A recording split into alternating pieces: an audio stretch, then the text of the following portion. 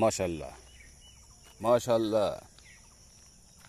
এখন বর্তমান গ্রামে আশেপাশে রাস্তাঘাটে আকন্দ গাছ তো প্রায় উঠে গেছে, তবে এখানে আকন্দ গাছের সমারোহ, প্রচুর আকন্দ গাছ।